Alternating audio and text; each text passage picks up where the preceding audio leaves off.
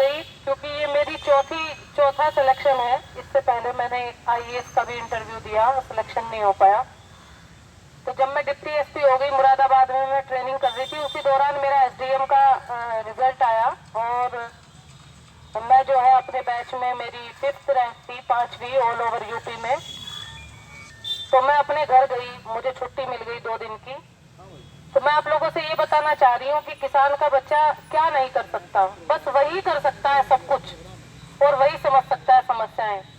तो मैं घर गई, मेरी माँ इस समय नहीं है, वो ब्लड कैंसर की पेशेंट थी उस समय पे।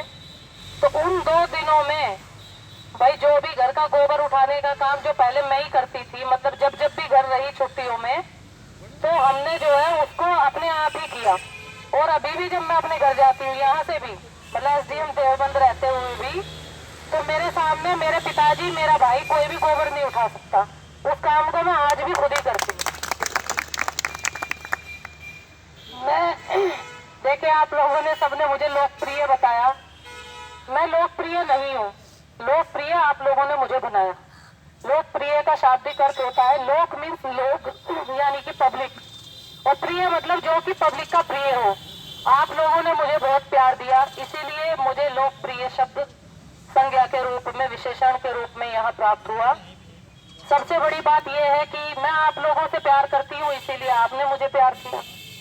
क्योंकि हमारे गांव में भी हिंदू मुस्लिम सभी जातियों का लोग रहते हैं, और मैं हमेशा हर जगह कहती हूँ कि हम तो उन्हें न जाति से एड्रेस करते, ना कभी धर्म से। हमारे लिए तो चाहे हिंदू हो या मुसलमान, चाहे जाट हो, त्यागी हो, चाहे कुम्हार हो, चाहे कुंवर हो, हमारे तो वो ताऊ चाचा भाई लगते। इसीलिए मुझे जब भी मैं यहाँ आई, क्योंकि ये बिल्कुल मेरठ, बागपत और सहारनपुर एक ही जैसे जिले हैं, तो आप लोगों से मेरा हृदय आप लोग नहीं जानते, लेकिन आप सभी लोग यहाँ की जनता, या मैं जहाँ भी जाती हूँ, देखे पीलीभीत में हो सकता है कि उतना लगाव मुझे इस समय ना हो, क्योंकि लेकिन आप लोग तो मेरे बिल्कुल, मतलब मैं जिस इलाके में पैदा हुई, जिसकी बेटी हूँ, तो मैं आप लोगों की भी बेटी हूँ। आज जितने भी लोग मेरे ऑफिस में आते हैं, वो सभी लोग मेरे ताऊ चाचा भाई, माँ जैसे। मेरी मम्मी नहीं है तो मुझे जो भी बूढ़ी औरत दिखती थी, वो मुझे जो है अपनी मम्मी जैसी ही दिखती थी। क्योंकि मैं जानती हूँ कि एक किसान को कितना कष्ट करके और वो कितनी हिम्मत करके एक एसडीएम के ऑफिस में आता है। इसीलिए मैं हमेशा ये सोचती थी कि भले मैं खाना ना खाऊं, खाना खाना कोई बहुत जरूरी चीज नहीं है, लेकिन वो आदमी, मुझे इस बात की चिंता रहती थी कि वो 20 रुपए खर्च करके आया होगा, पहले स्टैंड पे गया होगा, फिर मेरे पास आया। हो सकता है कल मैं मीटिंग में रहूं, मैं उसको ना मिल पाऊं। यदि मैंने आज उसकी बात नहीं सुनी तो उसका दिल टूट जाएगा। यदि उसका दिल टूटा तो मैं अपनी मम्मी माँ को, जो इस समय नहीं है, मैं उनको किसी भी प्रकार की श्रद्धांजलि अर्पित नहीं कर पाऊंगी। मैंने जितने भी कार्य किए वो सभी अपनी स्वर्गीय मम्मी माँ को श्रद्धांजलि देने के लिए किए। मेरे माता पिता ने, मेरे पिताजी बहुत मजबूत व्यक्ति हैं, उन्होंने हमेशा मुझे एक ही संस्कार दिया। मेरी एजुकेशन नवोदय से हुई और हमारे घर में सभी लोग फौजी बैकग्राउंड के हैं, हमारे रिश्तेदारों के रिश्तेदार भी सभी लोग, कोई सीआरपीएफ में है, बीएसएफ में, आईटीबीपी में, सीआईएसएफ में। तो मैं जानती हूँ कि हमारा घर जो है पूर्ण रूप से राष्ट्रवादी है, और हमें ये सिखाया गया हमारे पिताजी ने कि यदि सामने पहाड़ भी हो और यदि कोई व्यक्ति गलत कार्य करने के लिए कहे, तो जब तक जिंदा रहना तब तक करना नहीं, भले ही चाहे सही कार्य करने के लिए मृत्यु ही क्यों ना अपनानी पड़े। कारगिल के युद्ध में हमारे घर से बहुत लोगों ने लड़ाई लड़ी। एयरफोर्स में भी मेरे चाचा थे, मेरा भाई नेवी में था।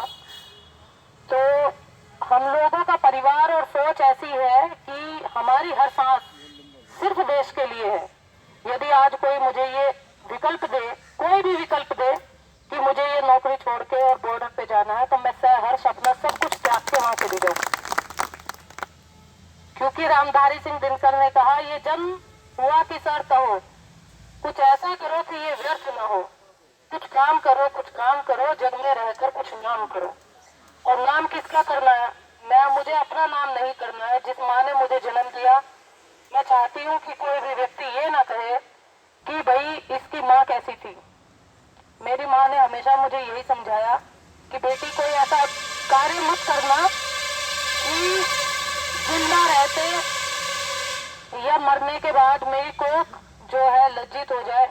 मैं चाहती हूँ कि भले ही मेरी माँ भी बहुत सख्त थी, बड़ौत की रहने वाली थी। मैं आप लोगों को बताऊं, बहुत ज्यादा परिश्रमी थी वो प्रमुख साहब। पूरा गांव हमारा कहता था कि भाई इसके जैसी मेहनती महिला कोई हो नहीं सकती। हमारी मम्मी ने हमें लंबा जीवन जीने की सीख घर में किसी ने नहीं दी कि आप 90 साल तक जियो, 60 तक जियो। अब मेरे पापा का अभी भी यही कहना है कि भले ही चाहे मृत्यु आज ही आ जाए। पहली तो बात, मृत्यु का कोई भय नहीं।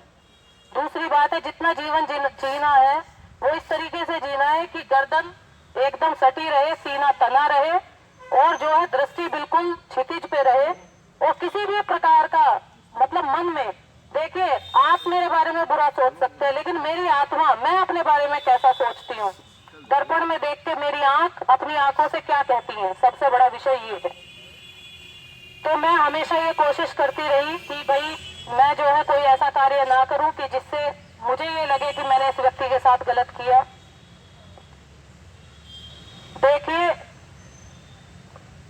बहुत आम जनता इन बातों को शायद नहीं जानती होगी, कुछ खास लोग इस बात को जानते होंगे।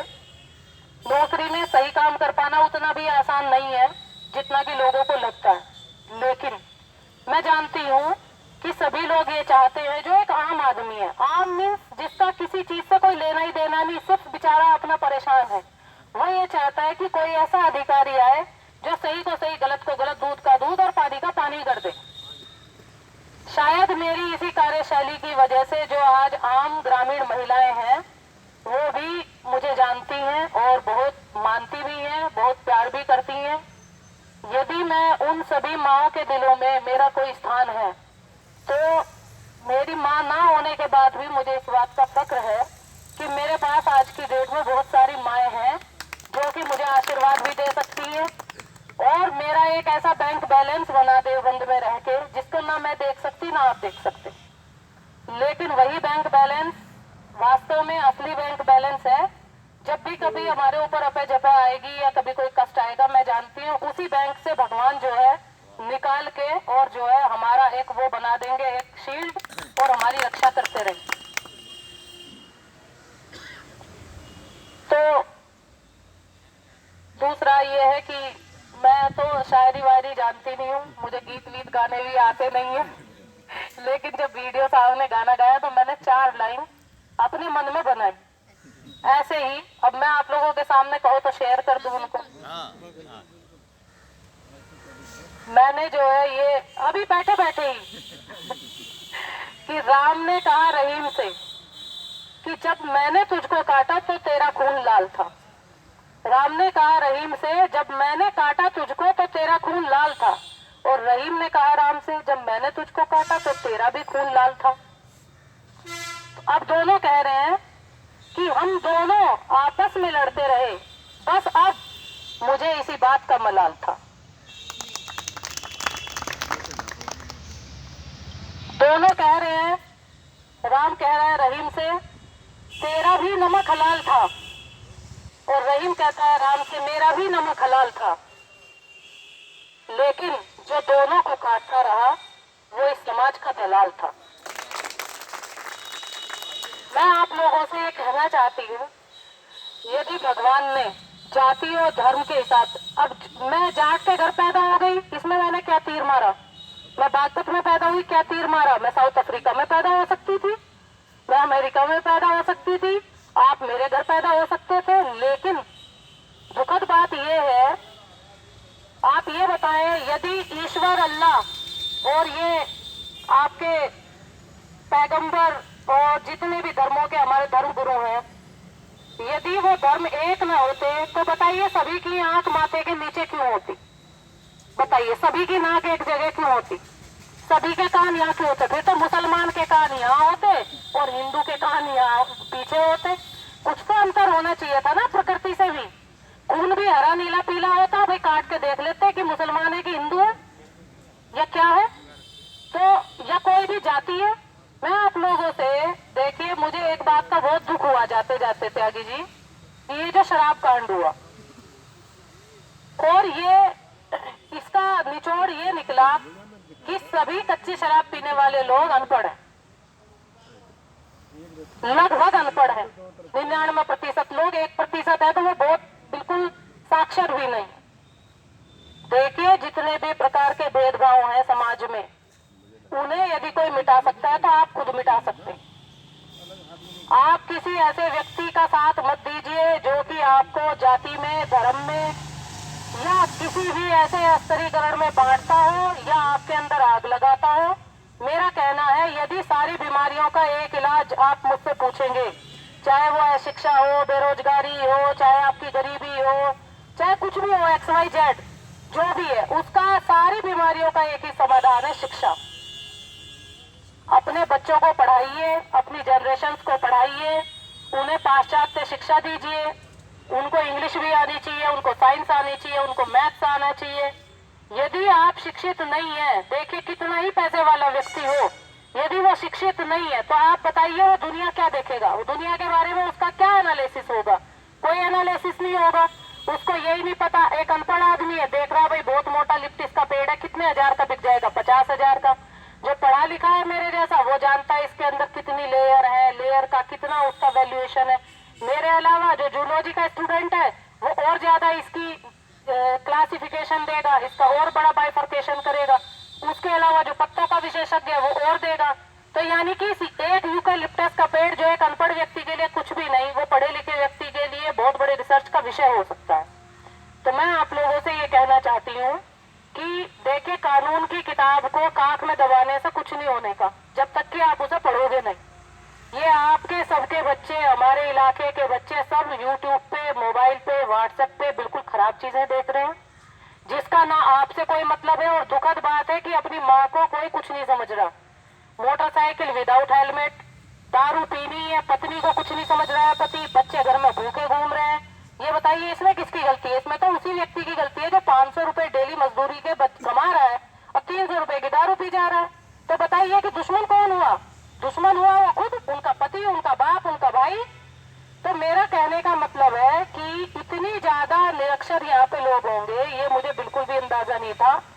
और जब आप नशे में रहेंगे, जब आप बिल्कुल पढ़े लिखे नहीं रहेंगे, तो मैं आपको कितना भी कानून सिखाऊं, मैं तो सिखा पाऊंगी नहीं, क्योंकि उसे सीखने के लिए पात्रता होनी चाहिए, पात्रता है नहीं। अब मैं इसका उदाहरण एक ही बात से दूंगी कि ये एक गिलास है, इसमें एक ही गिलास पानी आ सकता है, एक गिलास पानी आ सकता है। मतलब समझो ये दिमाग है जैसे किसी का, तो ये दिमाग तो गुब्बारे की तरह कितना भी भर दो आ जाएगा। लेकिन जब मैं कानून की भाषा में किसी से बात करूंगी तो इसमें एक ड्रम पानी डालूंगी तो आएगा नहीं, लेकिन मुझे डालना है, क्योंकि कानून बहुत सारे हैं देश में, बहुत सारे नियम है, बहुत सारा संविधान है, बहुत सारी वैध चीजें हैं। मैं डालूंगी एक ड्रम पानी, इसमें एक गिलास भी नहीं आ रहा है, ये गिलास भी खाली है, ये बिल्कुल एम्प्टी है, तो ज्यादा से ज्यादा मैं इसमें एक गिलास डाल पाऊंगी। तो इसका मतलब है कि मैं भरूंगी तो मैं बेवकूफ हूँ कि इसमें भरने की कोशिश करूंगी, लेकिन बिना एक ड्रम पानी भरे काम चलेगा नहीं। यानी कि सभी के दिमाग बिल्कुल खाली है। हम मस्तिष्क का कोई भी प्रयोग समाज के विकास के लिए, देश के हित के लिए बिल्कुल भी कर नहीं पा रहे हैं।